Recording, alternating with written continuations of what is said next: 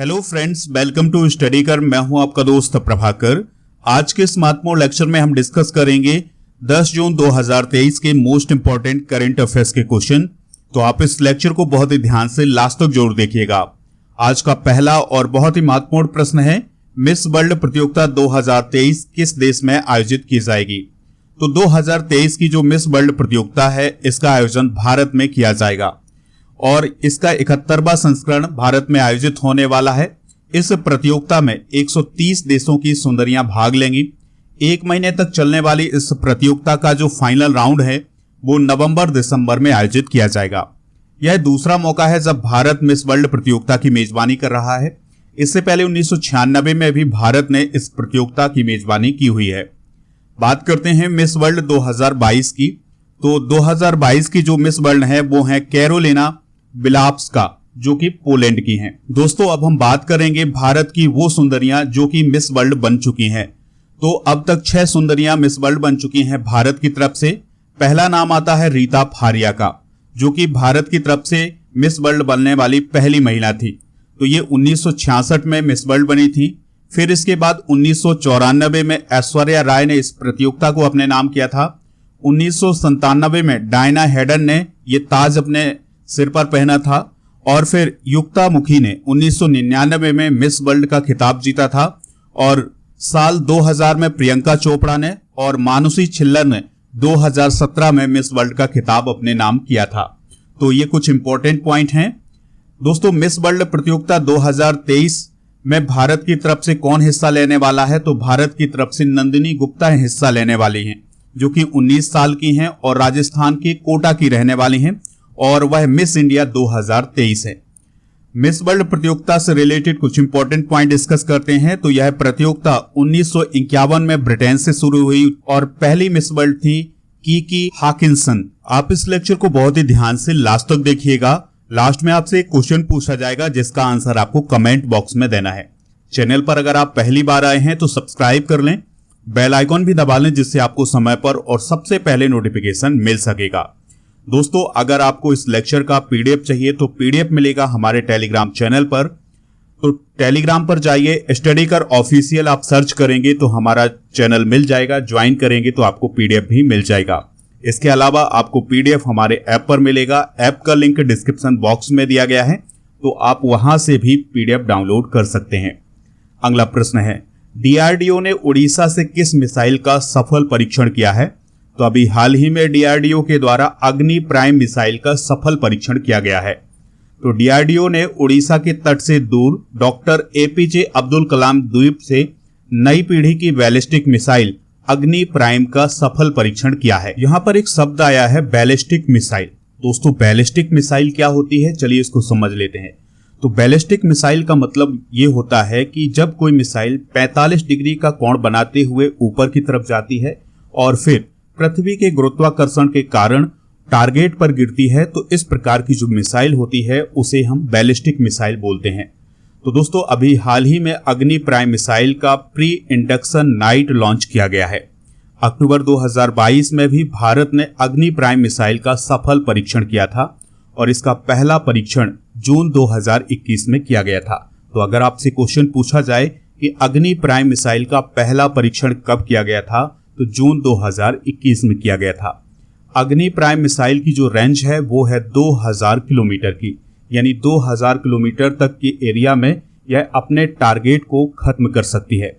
यह मिसाइल परमाणु हथियार ले जाने में सक्षम है और नई मिसाइल वजन में हल्की है और इसे मोबाइल लॉन्चर से भी लॉन्च किया जा सकता है। अब यहाँ पर बात आई है दोस्तों मोबाइल लॉन्चर की। तो यहाँ पर आप देख सकते हैं यह है मोबाइल लॉन्चर, यानी कि ऐसा लॉन्चर जिसको हम एक स्थान से दूसरे स्थान तक ले जा सकें। तो इस प्रकार का जो लॉन्चर होता है उसे हम मोबाइल लॉन्चर बोलते हैं। दोस्तों, भारत ने 1989 में अग्नि मिसाइल का परीक्षण किया था। फिर इसके बाद अग्नि सीरीज बनी है दोस्तों, लेकिन जो अग्नि मिसाइल आई थी उसका पहला परीक्षण किया था 1989 में। उस मिसाइल की जो मारक क्षमता थी वो थी 700 से 900 किलोमीटर तक की। इसे 2004 में सेना में शामिल किया गया था और अब तक अग्नि सीरीज की 5 मिसाइल लॉन्च की जा चुकी हैं। और सबसे ज्यादा मारक क्षमता किस मिसाइल की है, अग्नि 5 मिसाइल की है, जो कि 5000 किलोमीटर की रेंज में अपने लक्ष्य को खत्म कर सकती है। नेक्स्ट क्वेश्चन है, एशियन अंडर 20 एथलेटिक्स चैंपियनशिप में भारत ने कुल कितने मेडल जीते हैं? तो भारत ने कुल 19 मेडल जीते हैं। दोस्तों, इस चैंपियनशिप का आयोजन दक्षिण कोरिया के एचोन में 4 से 7 जून तक किया गया था। इसमें भारत ने 6 गोल्ड मेडल, 7 सिल्वर मेडल और 6 ब्रॉन्ज मेडल जीते हैं और भारत पदक तालिका में तीसरे स्थान पर रहा है। 2018 की जो चैंपियनशिप हुई थी वो जापान में हुई थी और 2024 में जो अगली चैंपियनशिप होने वाली है वो यूएई में होने वाली है। देखिए दोस्तों, भारत की जो रेजोआना मल्लिकहीना है, ये 2023 में भारत की सबसे सफल एथलीट रही हैं। इन्होंने महिलाओं की 400 मीटर दौड़ में व्यक्तिगत गोल्ड मेडल हासिल किया है। फिर इसके बाद महिलाओं की 4x400 रिले दौड़ टीम में इन्होंने गोल्ड मेडल हासिल किया है टीम के साथ। इसके अलावा जो मिश्रित 4x400 रिले टीम थी उसने जो ब्रॉन्ज मेडल जीता था उसमें भी ये शामिल थी। तो इस प्रकार से 2023 की चैंपियनशिप में सबसे सफल एथलीट बनी हैं रेजोआना मल्लिकहीना। अब हम बात करते हैं उन खिलाड़ियों की, उन एथलीट्स की जिन्होंने गोल्ड मेडल हासिल किया है इस चैंपियनशिप में। तो रेजोआना मल्लिकहीना ने गोल्ड मेडल जीता है, लक्षिता बिनोद संडीला ने, और महिलाओं की 4x400 मीटर रिले टीम ने जीता है। सिद्धार्थ चौधरी ने गोला फेंक में जीता है, भरतप्रीत सिंह ने चक्का फेंक में और सुनील कुमार ने डेकाथलॉन में गोल्ड मेडल जीता है। अब दोस्तों हम मेडल टैली की बात कर लेते हैं। तो मेडल टैली में पहले स्थान पर जापान रहा है, इसने कुल टोटल 23 मेडल जीते हैं। दूसरे स्थान पर चाइना रहा है, इसने 19 मेडल जीते हुए हैं। और इंडिया तीसरे स्थान पर रहा है जिसने कुल टोटल 19 मेडल जीते हैं। लेकिन देखिए दोस्तों, यहाँ पर चाइना ने भी 19 जीते हैं, इंडिया ने भी 19 जीते हैं, लेकिन चाइना हमसे पहले क्यों है? इसका कारण ये है कि इसने 11 गोल्ड मेडल जीते हैं और हमने कुल 6 गोल्ड मेडल जीते हैं। जिसकी गोल्ड मेडल की संख्या ज़्यादा होती है वो रैंक में आगे होता है। चौथे स्थान पर उज्बेकिस्तान रहा है, 5वें स्थान पर चाइनीज ताइपे रहा है जिसने दोस्तों 13 मेडल जीते हैं और उज्बेकिस्तान ने 9 मेडल जीते हैं। अगला प्रश्न है, भारत और कौन सा देश 1 बिलियन यूरो के द्विपक्षीय व्यापार को निर्धारित करने के लिए सहमत हुए हैं? तो दोस्तों ये सहमति बनी है भारत और सर्बिया के बीच में। तो देखिए, अभी हाल ही में राष्ट्रपति द्रौपदी मुर्मू जी सूरीनाम की यात्रा पर गई थी। 3 दिन की यात्रा की थी उन्होंने सूरीनाम में, और फिर इसके बाद 7 से 9 जून तक यानी 3 दिन की वो सर्बिया यात्रा पर गई थी। तो राष्ट्रपति द्रौपदी मुर्मू और सर्बिया के जो राष्ट्रपति हैं अलेक्जेंडर वुचिक ने दशक के अंत तक 1 अरब यूरो तक द्विपक्षीय व्यापार का लक्ष्य निर्धारित किया है। और वर्तमान में भारत और सर्बिया के बीच 32 करोड़ यूरो का व्यापार हो रहा है और दोनों देशों के बीच अब ये सहमति बनी है कि इस दशक तक 1 अरब यूरो का द्विपक्षीय व्यापार होगा भारत और सर्बिया के बीच। सर्बिया की बात आई है तो सर्बिया यूरोप महाद्वीप में है। प्रधानमंत्री हैं एना ब्रानविक, राजधानी है बेलग्रेड, राष्ट्रपति हैं अलेक्जेंडर वुचिक और यहाँ की जो करेंसी है वो है सर्बियाई दीनार। यहाँ पर दोस्तों आप लोकेशन देख सकते हैं, ये है सर्बिया की लोकेशन और इसके पड़ोसी देश में Hungary, Romania, Bulgaria, North Macedonia, ये सभी देश आते हैं। कुछ इंटरनेशनल करंट अफेयर्स भी डिस्कस करते हैं। तो नोवा काखोवका बांध टूटने के कारण यूक्रेन में अभी बाढ़ आई है। 2025 में विश्व संरक्षण कांग्रेस की मेजबानी यूएई करेगा। विश्व मौसम विज्ञान संगठन यानी WMO की पहली महिला महासचिव अर्जेंटीना की सेलेस्टे साउलो बनी है। लातविया के नए राष्ट्रपति बने हैं एडगर्स रिंकेविक्स। रेसेप तैयब एर्दोगन ने तुर्की का राष्ट्रपति चुनाव अभी हाल ही में जीता है और आयरलैंड शराब पर स्वास्थ्य चेतावनी लागू करने वाला पहला देश बना है। अगला प्रश्न है, state of India's environment 2023 in figures report में पर्यावरण के क्षेत्र में पहला स्थान किस राज्य का है? तो पहला स्थान है तेलंगाना का। देखिए दोस्तों, एक गैर लाभकारी संगठन है जिसका नाम है centre for science and environment. तो इसने अभी हाल ही में state of India's environment 2023 in figures report जारी की है। तो इस रिपोर्ट में 4 पैमाने रखे गए थे, एनवायरनमेंट और एग्रीकल्चर, सार्वजनिक स्वास्थ्य और बुनियादी ढांचा। तो इन 4 पैमानों के आधार पर अभी भारत के राज्यों की रैंकिंग दी गई है और याद रखना है आपको कि centre for science and environment की जो महानिदेशक हैं वो हैं सुनीता नारायण। अब हम रैंकिंग देखते हैं। तो पर्यावरण के क्षेत्र में सर्वश्रेष्ठ प्रदर्शन करने वाले जो राज्य हैं वो हैं तेलंगाना, गुजरात, गोवा और महाराष्ट्र। ठीक है, तो इन राज्यों ने पर्यावरण के क्षेत्र में बेहतरीन प्रदर्शन किया है, जबकि राजस्थान, नागालैंड और बिहार सबसे निचले स्थान पर हैं पर्यावरण के क्षेत्र में।